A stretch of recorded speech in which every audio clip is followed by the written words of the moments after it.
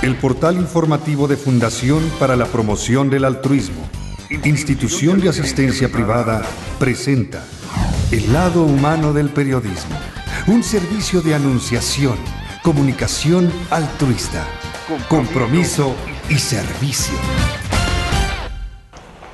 Hola, ¿qué tal? ¿Cómo están todos ustedes? Me da mucho gusto saludarles en un nuevo espacio de Anunciación TV. En esta hora vamos a platicar sobre los jóvenes que han delinquido. No nos atreveríamos a decirles delincuentes de ninguna manera. Muchos de ellos son primodelincuentes y muchos de ellos, muchísimos, son víctimas de otros que los están utilizando, que los han coaccionado para cometer delitos. Así que tras la pequeñez de un ser humano, muchos adultos están cometiendo delito, usando a estos chiquitos como los actores, ejecutores de los delitos. Entre los jóvenes que han delinquido también hay indígenas, muchos procedentes de comunidades rurales en la República Mexicana que vienen a las grandes ciudades a buscar trabajo, son de origen indígena. Tienen tradiciones, cultura, fe, cosmovisión, gente con mucha identidad, y luego acá apretados por la situación económica, por la situación social, por la presión también de las mafias, de repente cometen un delito sin saber siquiera que eso que estaban haciendo era malo, porque la perspectiva de comunidad en los pueblos indígenas de México es que todo es de todos. Entonces comer algo de alguien, coger algo de alguien no se considera delito porque todo es de todos, y entonces ellos cometen un delito sin saber que es delito y también van a dar a la cárcel, y se les trata de ahí para el real como delincuentes de una manera injusta, etiquetados para el resto de su vida. Así que para hablar de ellos, defenderlos, quererlos, amarlos y pues poner un poquito a pensar a quienes pugnan en México y en otras partes del mundo porque se abran más cárceles, porque se les encierre a los niños y se les trate como si fueran adultos, que las sanciones sean idénticas a las de los adultos que cometen delito, cuando estos chicos tienen ya 14 años de edad y quieren sancionarlos como si fueran un adulto. Bueno, para que nos escuchen y se pongan un poco en los zapatos de quienes ni siquiera conocen y que solamente odian y rechazan porque han sido ustedes víctimas de algún delito cometido como víctimas. Estos jóvenes, o sea, lo cometen en calidad de víctimas, no de delincuentes. Están con nosotros Monique Robert y Edgar Sánchez. Monique es vicepresidenta de Procuración de Fondos y Comunicación de Fundación Mexicana de Reintegración Social, Reintegra, Asociación Civil. Y Edgar Sánchez es director general adjunto de la Fundación de Servicios Legales y Sociales para la Comunidad Indígena, Asociación Civil. ¿Cómo están, Monique, Edgar? Bien, gracias. Tere, muchas gracias.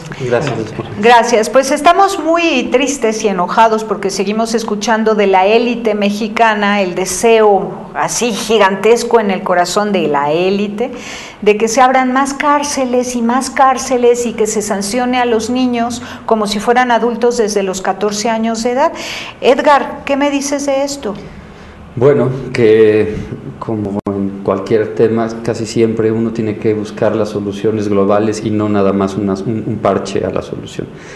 Abrir más cárceles es una solución en cuanto al hacinamiento, porque es un hecho que hay muchas personas en prisión, pero no es una solución global al problema. El problema es que no estamos educando, no estamos dando oportunidades a los jóvenes y no estamos haciendo otra cosa de mayor integración para que no caigan en este tipo de delitos, sin tomar en cuenta que también hay muchas personas que son inculpadas todavía, ¿no? Hoy en día en el país en general, son inculpadas pues por ganarse un incentivo a los policías, por ganarse un poco más ahí las autoridades. Entonces eso es lo complicado del problema. Yo creo, y desde la perspectiva de la Fundación, que abrir más prisiones no soluciona el problema. Ayuda de cierta manera al hacinamiento en cuanto a las personas que están ya detenidas, pero lejos de solucionarlo, pues no sé, no ayudará de forma general, ¿no? Ese es la...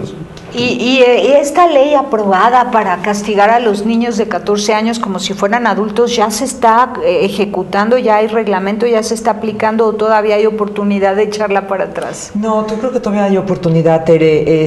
Todavía se siguen manteniendo la ley que prioriza los derechos de la niñez y de la infancia, basando en las directrices internacionales, las directrices de Reinhardt, por ejemplo, y otras, muchas de la ONU, etcétera, que trabajan directamente para el bienestar dentro de atropello a la legalidad, pero que se sigan manteniendo los derechos de quienes hayan cometido este atropello. Entonces, por ahorita se sigue pugnando en que entre 14 y 18 se sigan tratando como adolescentes y en ningún momento se les empiece a tratar como adultos, como en algunos otros países y en lo que buscan algunas otras personas, ¿no? Ahora, como dice Edgar, para resolver el problema de la delincuencia en México hay que ver las cosas desde un punto de vista global, tratando de entender, tú que has analizado mucho el tema, Monique, tratando de entender a la élite mexicana que está pero gritando todo lo más que puede con su ronco pecho y en los medios de comunicación.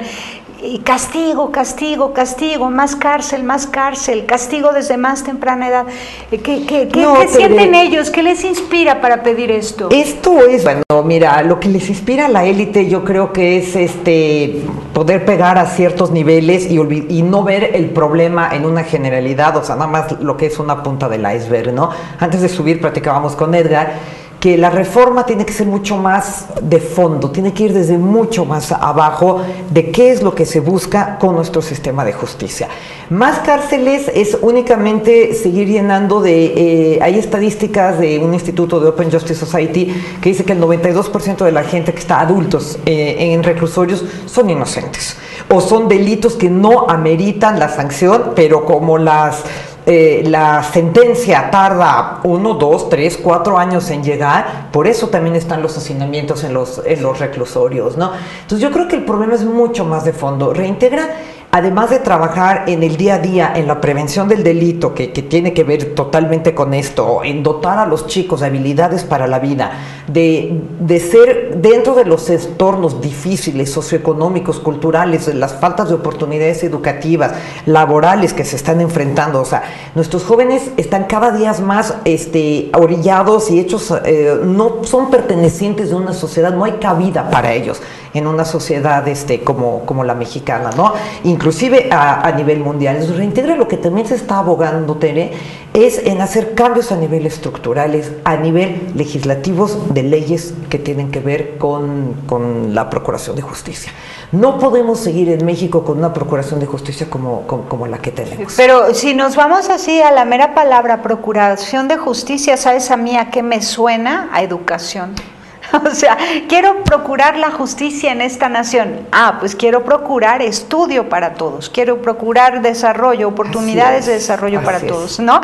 Y ya después habrá menos personas que cometan delito porque no se verán orillados ni a ser presas de las mafias, ni a robar el pan porque no lo pueden conseguir por su propio trabajo. Y es todos estos delitos que podrían tratarse, bueno, que ya se hace, ¿no? Con otro tipo de medidas sancionadoras, como son medidas alternas, como son las medidas cautelares, como son medidas que priorizan la libertad y ya no el internamiento, salvo en casos graves. Claro, que haciendo el paréntesis, pues de repente los meten a la olla todos los casos graves y entonces volvemos hasta cierto punto a lo mismo, ¿no?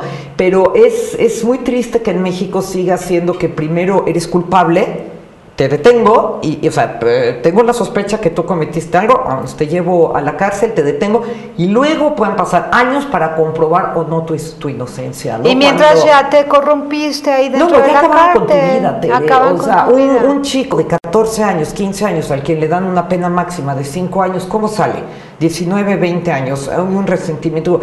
Las medidas o los medios de reinserción que tenemos en México, pues también tienen que pulirse mucho para que de verdad un joven que salga de una estadía en algún centro, una de las comunidades como se llaman hoy en día, pues realmente tenga habilidades para poder reinsertarse exitosamente a la sociedad, ¿no? Y no empezar, al contrario, una escuela dentro de esta universidad. Claro, una escuela de odio, ¿no? En lugar de una escuela de amor, una escuela de odio. Yo te quería preguntar, Edgar, sí, ¿de dónde proceden los jóvenes que han cometido delito en las grandes ciudades en la República Mexicana? ¿De qué comunidades indígenas y rurales? Porque tú serías punta de lanza para que las instituciones dedicadas al desarrollo comunitario vayan a esas comunidades a trabajar precisamente en el desarrollo integral, claro, y evitar que tengan que emigrar a las grandes ciudades y ser presa de una sociedad pues deteriorada. Como comentábamos hace un momento, justo en el Distrito Federal hay indígenas de todas partes del país, ¿no? Por la cercanía con el Estado de México, pues las comunidades del Estado de México son las personas que más están aquí. Los Mazahuas, por ejemplo. Así es, Otomís, ¿no? De Querétaro, por ahí, o sea, son los que más vienen aquí, pero insisto, hay de todos, de las partes más lejanas de Oaxaca, nosotros hemos liberado a indígenas, ¿no? Que han cometido ni siquiera un delito, se han visto involucrados. Zapotecos, mixtecos. Así es, que se han visto involucrados en un delito por no hablar español, simplemente por eso, ¿no? Ni siquiera porque hayan cometido un delito, sino porque es muy fácil culpar a alguien, ¿no? Culparlo, detenerlo y dejarlo ahí, entonces ya tener ahí otros beneficios de delincuencia, ¿no? Que han agarrado y demás. Es mucho más fácil eso que explicarles, ¿no? Que se regresen, que aquí no tienen oportunidades y demás. Es muy, muy complicado. Y esas son como las grandes comunidades, o sea, que hay, ¿no? En las del Estado de México, Querétaro, ¿no? Michoacán, por ahí vienen también algunos. Ahora, dicen, sí, pero nunca he escuchado una fuente oficial que lo diga.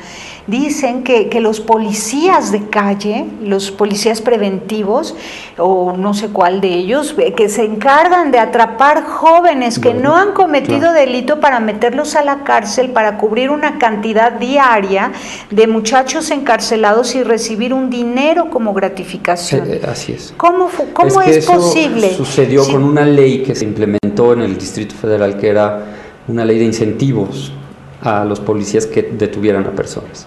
Entonces, aunque no cometieran delitos. Bueno, la ley no fue propiciada de esa manera, sino la ley se estableció como por cada delincuente que tú detengas vas a tener un incentivo. Pero sucedió, en lugar de ayudar, sucedió lo contrario.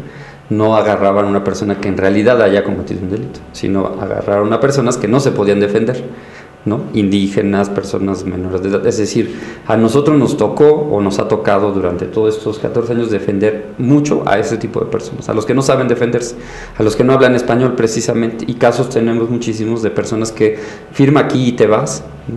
Y lo que están firmando es una confesión del delito. Entonces ya no hay forma de liberarlos porque están declarando que lo cometieron. Ese es un gran problema y la Fundación ha pugnado junto con Reintegra, con muchas organizaciones, en que esa ley, pues bueno, ya se hizo un avance con el programa de derechos humanos, ¿no? De que en efecto no podía seguir de esa manera, pero bueno, seguimos pugnando para que se quite todo. ¿Esto es solo en el Distrito Federal? No, bueno, la ley empezó aquí en el DF y de lo que nosotros hablamos es aquí porque es la que conocemos, pero hay por ahí seguramente en otros estados. Qué barbaridad. Vamos a un corte y regresamos.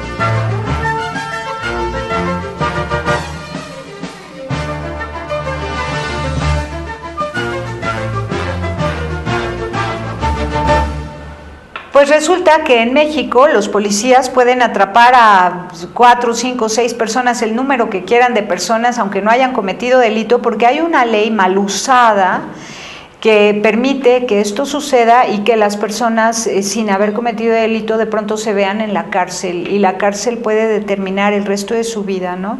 Ahora, en Reintegra atiendes jóvenes que sí han cometido delito, nos decías, Mónica, en el corte. Así es, Tere. Reintegra, bueno, desde sus orígenes surge con un afán de justicia, pero en 30 años de su existencia, que los cumple en marzo del próximo año, el tejido social ha cambiado en México, de 30 años a lo que es hoy en día. Estamos hablando de dos sociedades muy, muy distintas, ¿no? Que de hecho ya tienen pocos puentes en común, yo creo. Entonces, sí trabajamos porque Reintegra nace con ese ideal de justicia, Tere. Entonces, también es brindarles una defensa justa, una defensa digna a estos chicos que han cometido un delito. La finalidad de Reintegra no es la defensa por la defensa.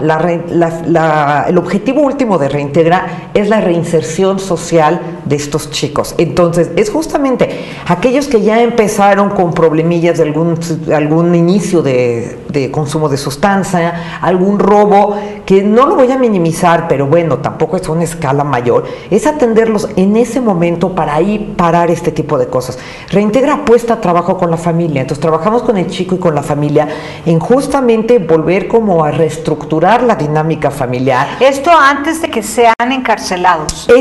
Los jóvenes pueden pasar de 4 a 6 meses en prisión preventiva mientras está su sentencia, en un centro que se llama la Comunidad de Diagnóstico. Luego ahí sentencia el juez y de ahí tienen o las opciones de las medidas en libertad, alternas a la prisión, o la prisión.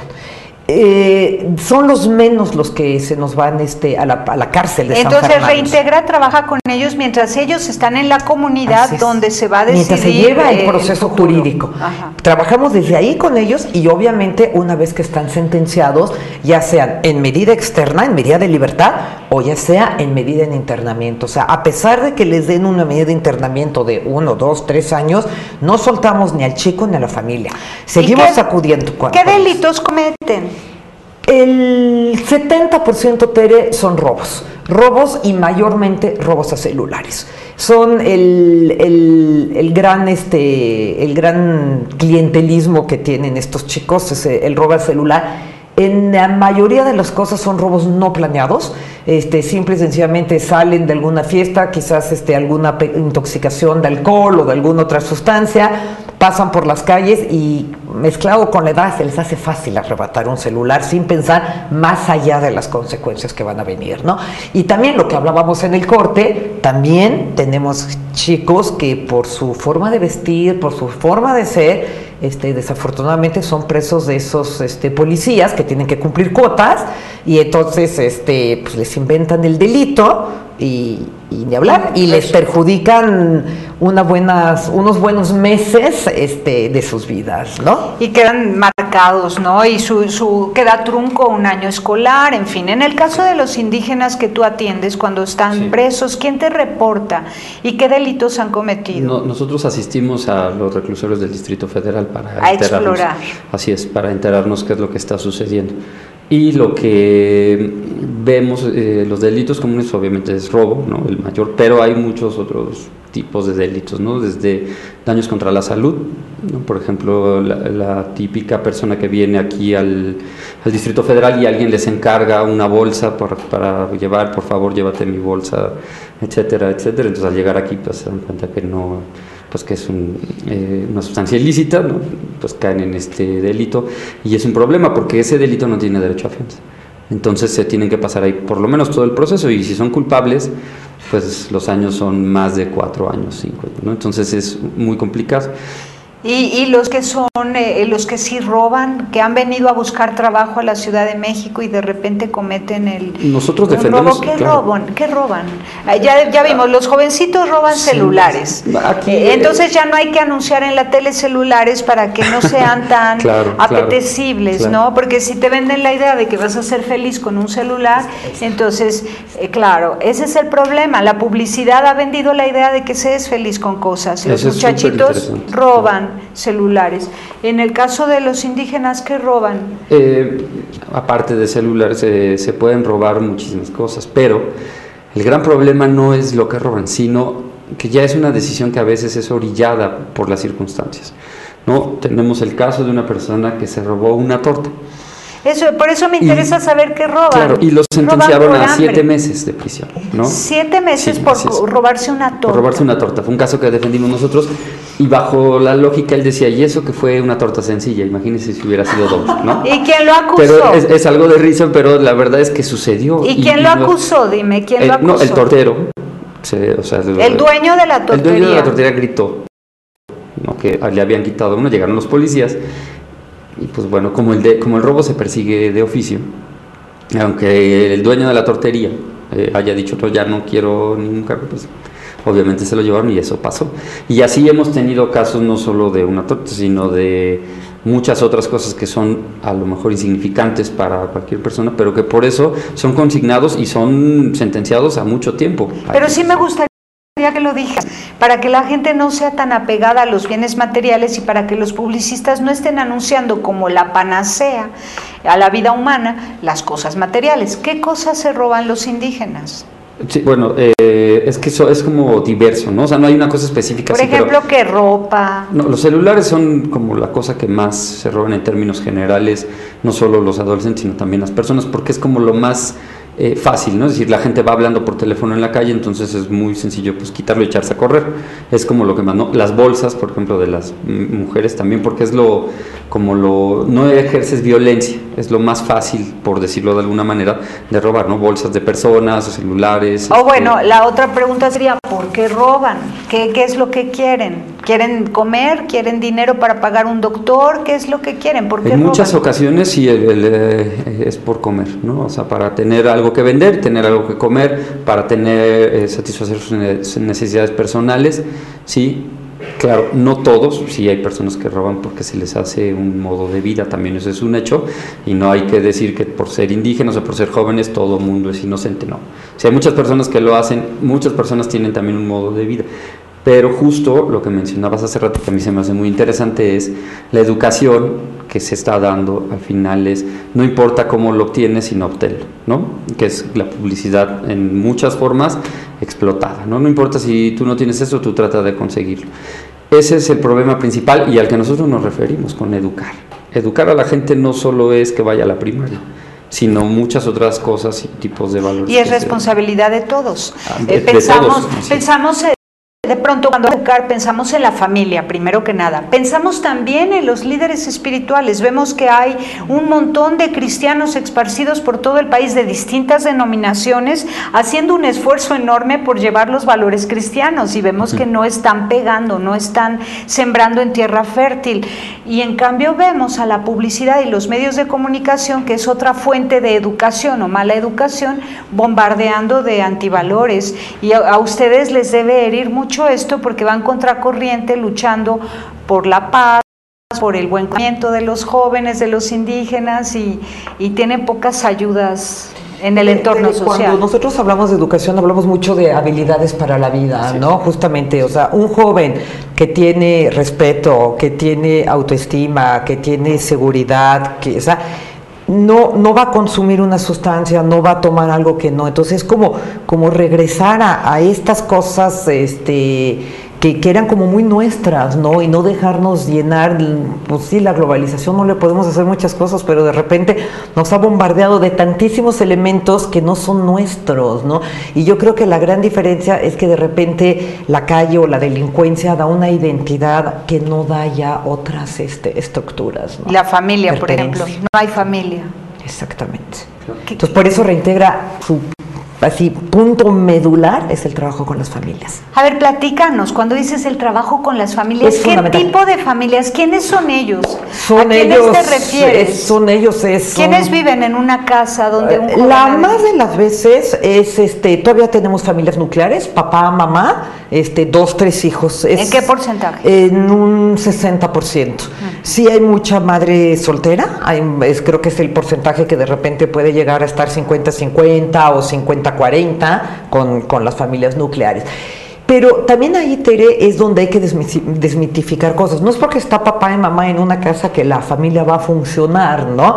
Entonces, muchas veces el padre puede generar mucha violencia o la madre puede generar mucha violencia. Entonces, eso es lo que nosotros buscamos realmente trabajar en Reintegra. ¿Qué tipo de papá tiene un joven que ha delinquido entonces? ¿Qué tipo de mamá tiene platicando? Y es devolverles, o sea, tienen gente que su prioridad es trabajar, con 2, 3 trabajos al día, con horarios corridos de trabajo de 7 de la mañana a 8, 9 de la noche para traer pues 3 pesos a la familia, ¿no? Sí hay adicciones, hay alcoholismo en muchas familias, sobre todo en el papá. Hay mucha violencia que se ejerce del parte del varón hacia la mujer, violencia que puede ser física, que puede ser verbal, que puede ser económica. Entonces, eso es lo que te digo, Reintegra trabaja con esto. Mucha gente piensa que en Reintegra llegan los chicos y nos los depositan. No, nosotros no somos ahí ni hadas madrinas ni nada de estos chicos. Al contrario, es devolverle a la familia la capacidad, porque el chico va a ir a vivir con ellos, no con nosotros. Regresa a su familia.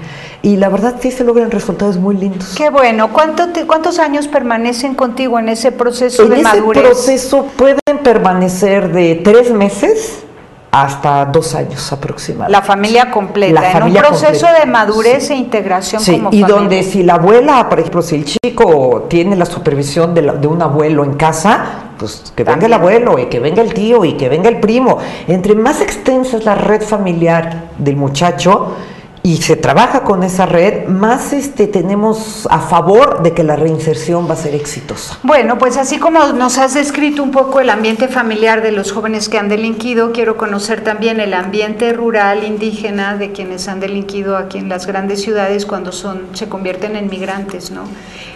Después un corte. Gracias, volvemos.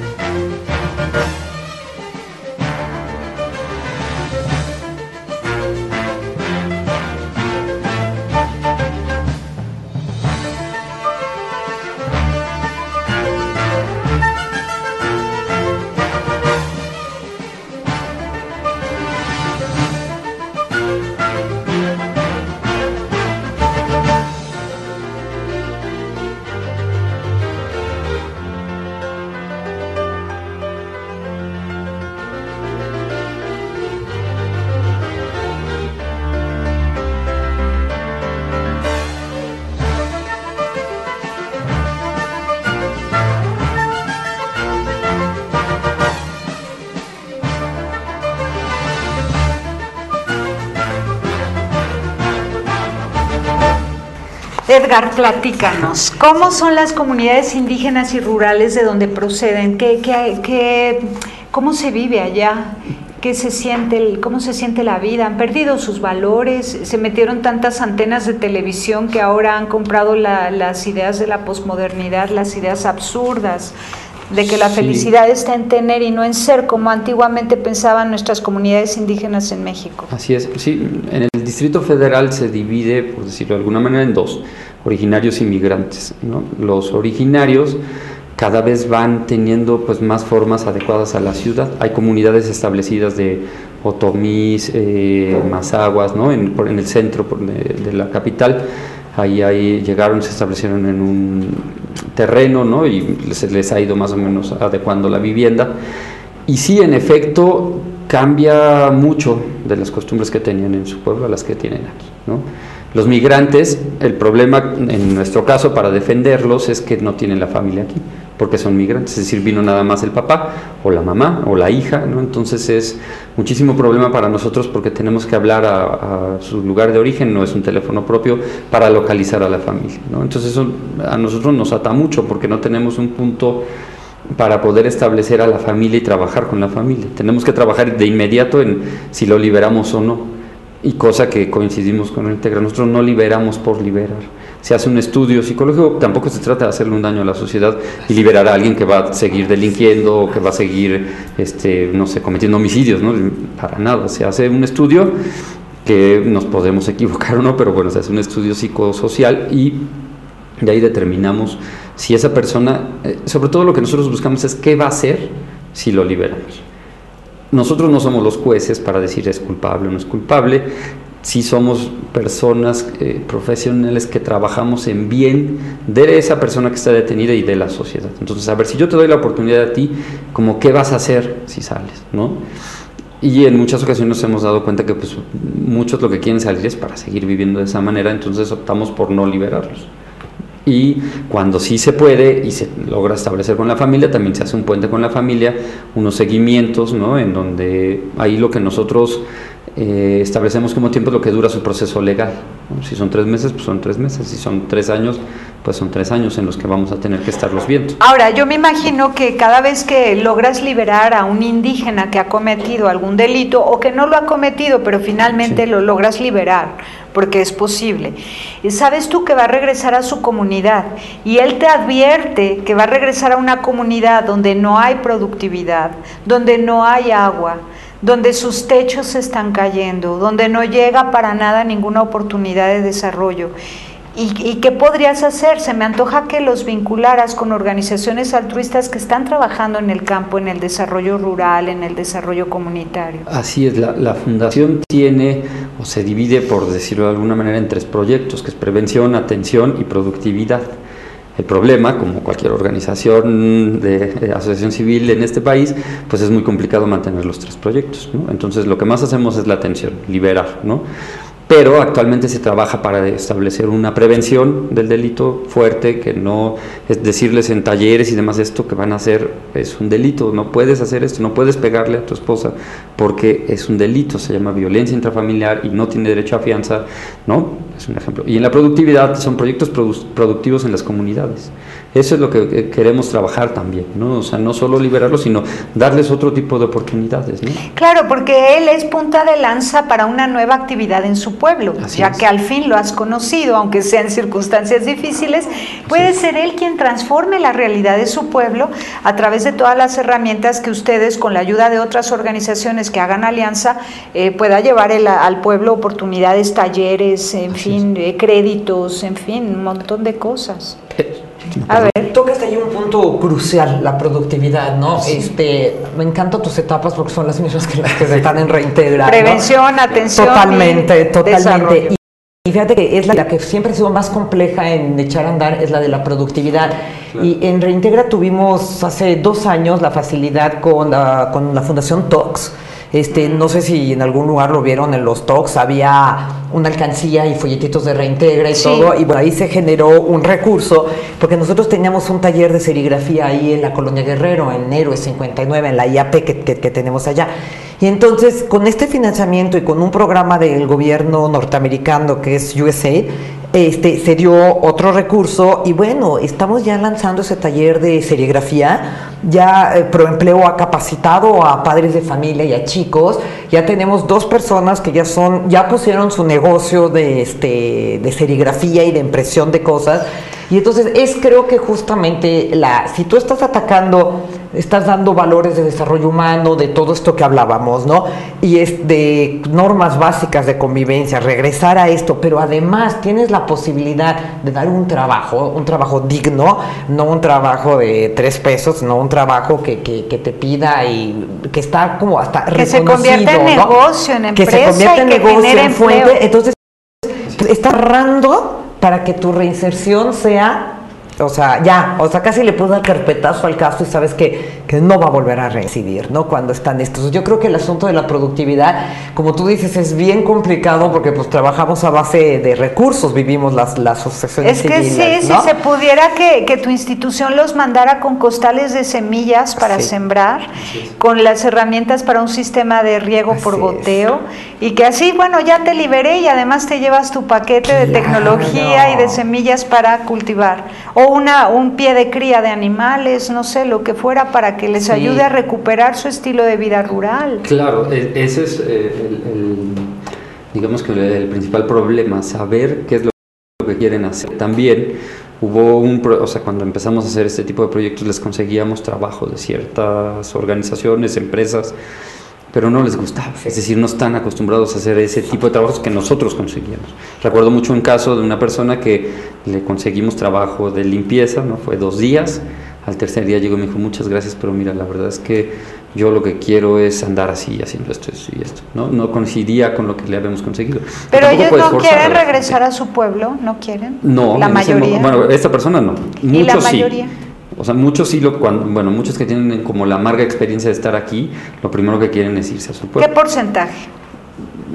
Yo creo que como un 40% de personas, ¿no? Porque pues no todas, la mayoría tienen aquí una oportunidad mayor. Podríamos ya en lo futuro contar historias de cada uno de ellos que ha querido regresar a su pueblo después de cometer un delito, después de haber vivido la experiencia de la cárcel y que ya tiene un cambio radical en su interior, ya no desea bienes materiales, sino el bien común de su comunidad, y mandarlo con todas las herramientas y contar esas historias, ¿no? Sería muy bueno. Sí. ¿Qué más podemos hacer nosotros para cambiar la visión de la élite mexicana que quiere encerrarlos en la cárcel y que no está consciente de las necesidades y de necesidad material, por un lado, pero también necesidad de recuperar y reordenar los valores? Yo creo que es difundir las cosas, Tere. O sea, mira, desafortunadamente cuando tú tienes una experiencia con la cultura carcelaria, te das cuenta de lo que estás tocando, te das cuenta de la corrupción que hay, te das cuenta de la cantidad de gente que está inocente, sobre todo en penales ya para adultos. Entonces, desmitificar que la cárcel es un lugar que readapta, que la cárcel es, o sea, este modelo lleva años y no ha probado ningún éxito, sino sigue incrementándose día con día el número de personas y el número de reincidencias, ¿no? Entonces creo que ya llegó el momento y bueno, se está gestando, creo que con los cambios de la ley, por lo menos en adolescentes del 2008, que todavía le falta varias bemoles que poder pulir mejor, pero se está gestando que la prisión ha mostrado a lo largo de la historia que no es la manera como se está readaptando. Es un costo altísimo, un costo social, un costo económico, y los resultados son muy pobres. Entonces tenemos que girar esto, ¿no? Yo creo que hay cada vez más conciencia, o sea, documentales como Presunto Culpable, el caso de las 2 indígenas de Querétaro, Jacinta, un señor ahorita que estuvo saliendo las semanas pasadas y antepasadas, todo su caso en el Reforma, igual, 14 años en la cárcel siendo inocente. Creo que todo esto ya ha sensibilizado mucho a que nuestros cambios tienen que ir totalmente sobre otra dirección, y cuando sea necesaria la prisión, también qué hacemos en la prisión, qué ofrecemos dentro de la prisión, ¿no? Ofrecemos maneras de poderme matricular, de poder terminar una licenciatura, de poder estudiar, o sea, ¿qué ofrezco estando allá adentro? Porque algún día voy a salir. ¿Y cómo voy a regresar a esa sociedad? Creo que eso es lo que también tenemos que ver, no tan a corto plazo, sino con una extensión mucho más fuerte, ¿no? Pero si las organizaciones civiles padecemos de financiamientos, pues creo que toda esta parte de readaptación social y reinserción social a nivel de la Secretaría de Seguridad Pública, pues creo que tiene un presupuesto efímero, ahora, ¿no? Sí. Van hacia los grandes capos, hacia la delincuencia organizada, pero entonces se olvidan que estas personas son los nutrientes de la delincuencia organizada. ¿De dónde van a tomar la delincuencia organizada su, perdón el término, carne de cañón y esto? Pues de todo esto, de todo esto. Ahora, ¿por qué no ha incidido la sociedad civil organizada? Yo los conozco a ustedes, conozco a Fundación Emanuel, conozco a la Fundación Trinitaria de Apoyo a Personas que han delinquido, bueno, conozco a Lupita Vázquez, conozco a muchas organizaciones y personas que a título personal, en el caso de las personas u organizaciones de la sociedad civil que están metiéndose en las cárceles desde hace años de años, a participar en la reeducación para la reinserción social una vez que sean preliberados o liberados y bla, bla, bla.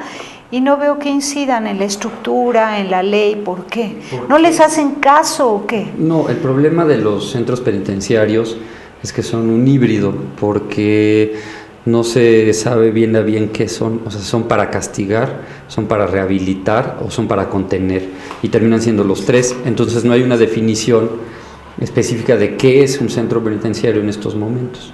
Si es para castigar, pues bueno, aún siendo para castigar se tiene que tener un modelo de rehabilitación, porque en algún momento va a salir la persona, pero los modelos que se tienen no son, vamos, hay intentos y sí se ha hecho, sí se ha modificado desde que empezó la fundación hasta ahorita. Sí hay un cambio, también hay que mencionarlo, ¿no? O sea, sí se ha modificado, han intentado darle más oportunidades a las personas, pero falta mucho todavía, ¿no? Falta, porque además los oficios son pocos, no se les enseña otras maneras para cuando salgan puedan aprender y puedan desarrollar ciertas cosas para poder vivir. Ese es el principal problema por el que creo que se quedan cortas las organizaciones, porque no se sabe qué es un centro de readaptación. Ahora, dices algo importante, no se garantiza que cuando salgan tengan una forma para poder vivir. Pero dime tú, ¿a quién se le garantiza hoy en la República Mexicana, cuando hay 52 millones de pobres, cuando el índice de desempleo es altísimo, cuando hay 8 millones de jóvenes que están en edad productiva y no están pudiendo trabajar, con esta tasa de desempleo? Pues mira, entre los grupos vulnerables que se quejan de lo mismo, de que no hay trabajo, están los preliberados y liberados de las cárceles, están las madres solteras, están los adultos mayores, los jóvenes egresados de las universidades, las personas con discapacidad. No hay trabajo para nadie. Entonces es una cuestión de valores y de creatividad para generar el propio empleo, el autoempleo.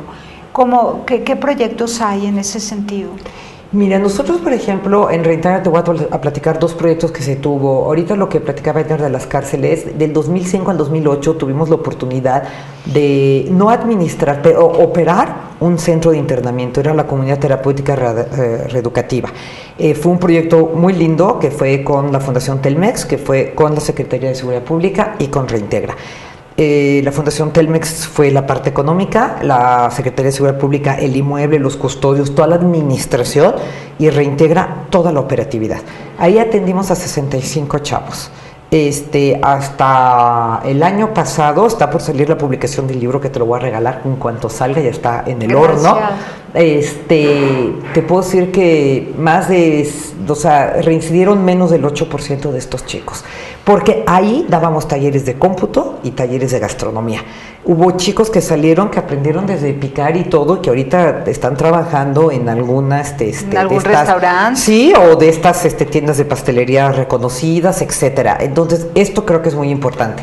Entonces, a raíz de esto está un proyecto que se llama Nuevo Mundo, que estamos trabajando con lo que era el penal, o sea, la parte más oscura, que es el Quirós Cuarón, que era que ya ha cambiado parte de cómo están los chicos ahí, digamos, los que han participado en motines y todo, y se hizo hace 2 años con Jiménez Cacho una obra de teatro. Entonces apoya ahí una fundación CIE, está Telmex, está obviamente las autoridades y Reintegra. Y ahí se están montando 2 talleres también de computación, pero una computación súper fina que van a salir y la persona que los quiera, así van a tener trabajo. Y con las chicas, gastronomía básica. O sea, que puedan ser, no recuerdo el nombre, mayoras, que puedan estar picando verduras, todo este tipo de cosas, y puedan tener pues luego una cocinita económica, ¿por qué no? O sea, montar algo, ¿no? O sea, creo que la parte de como tú dices, el mercado laboral está saturado a cualquier índole, no llámese de muchas posibilidades o pocas posibilidades. Entonces hay que estar generando, y creo que en México hay muchísima creatividad y creo que se puede dar muy bien este tipo de cosas. Claro, eso estaría bien, ¿no? Sí, sería fabuloso porque, insisto, los talleres tienen que ser aplicados a las necesidades actuales del país, ¿no? Ya no puede, o sea, antes se hacía mucho los talleres de hacer marcos, ¿no? Y sí, en efecto, pero ya no es algo que se pueda, ya no es rentable. Ya está sobresaturado. Pues sí, porque hay muchísimas personas que aprendieron a hacer marcos, y no solo porque estuvieron en prisión, sino porque en general se dedicaban a eso. Entonces ahora, por ejemplo, los talleres de computación pues son básicos para poder hacer eso, las cuestiones gastronómicas. Ahora me llama mucho la atención que si el 70% de los jóvenes que han delinquido y que Reintegra ha tenido trato con ellos, lo que han robado son celulares, Telmex paradójicamente te ha apoyado en su rehabilitación. Podríamos decirle a Telmex que todos los anuncios de televisión relacionados con los celulares, con el servicio de Telcel, esté transmitiendo el valor de tu celular es solo tuyo, ¿no? Claro, respeta el del otro para que no te enteres de sus secretos, no sé, o sea, respeta la intimidad de los demás, valores, ¿no? Que hagan sentir, pues mi celular es mío cuando yo lo compro, no cuando lo robo. Tu celular es tuyo cuando lo compras, no cuando lo robas, porque aunque lo tengas jamás será tuyo. Y algo, respeta la intimidad de los otros, no robes celulares. No sé, Telmex tiene publicistas creativos que deberían invitar pues al respeto, claro, ¿no? Miren, vean mi celular, ya lo enseñé una vez, ¿no? A mí me encanta, para que nadie se le antoje tener un celular raro, más allá de complicado, pues usen una cosa sencilla. Una cosa sencilla, mientras menos tecnología haya en tu vida, más feliz.